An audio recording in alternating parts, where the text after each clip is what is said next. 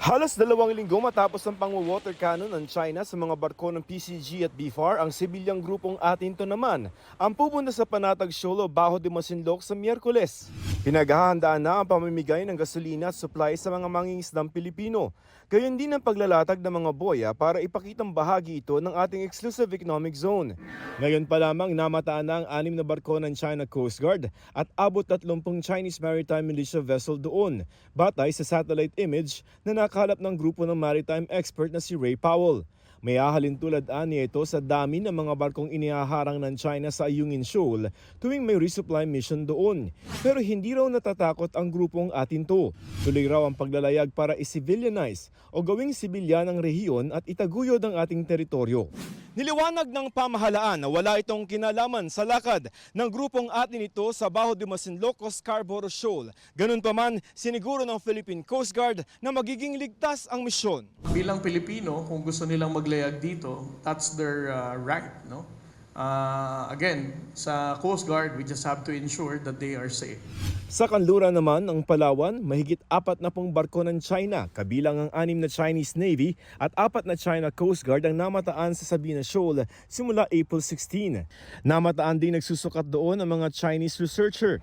Namataan din ang mga patay na coral na pinangangambahang para sa paggawa ng China ng artificial island. The characteristic of the poros that they showed in their academic journal is similar with what we saw in Sandy Case and also in Escoda Shoal.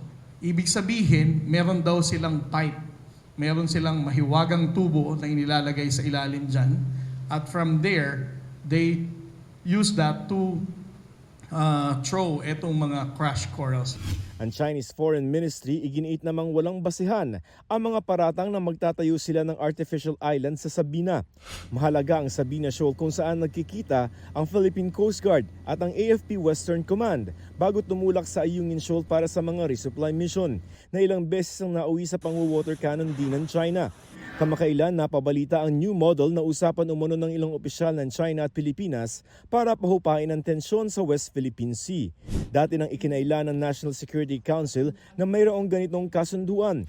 Inikayat din nila ang DFA na gumawa ng hakbang kaugnay sa mga individual sa Chinese Embassy na may recorded phone conversation umano na pumapayag ang Pilipinas sa kasunduan. Ayon kay National Security Advisor Eduardo Año, dapat paalisin sa bansa ang mga naturang taga-embassy dahil sa paglabag sa Anti-Wiretapping Act at Vienna Convention on Diplomatic Relations.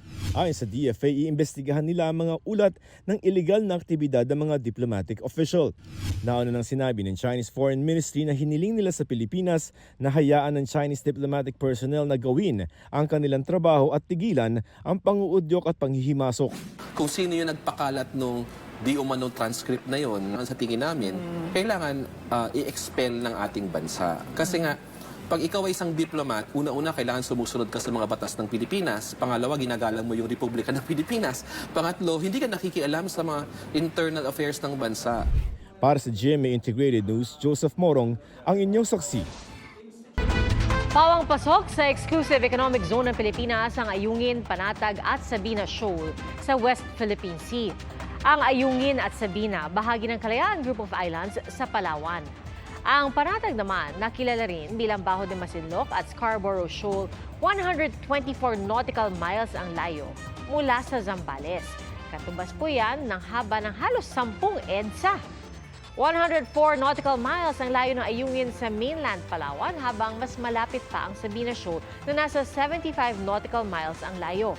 At inisunod sa Presidential Decree No. 1599, Pilipinas ang may karapatang mangisda at gumamit ng yamang dagat at iba pang resources sa ating EEZ. Pero sa mga naunang pahayag ng China, iginiit nilang kanila ang Ayungin at Sabina Shoal, at ang Panatag naman, kontrolado raw nila mula noong 2012.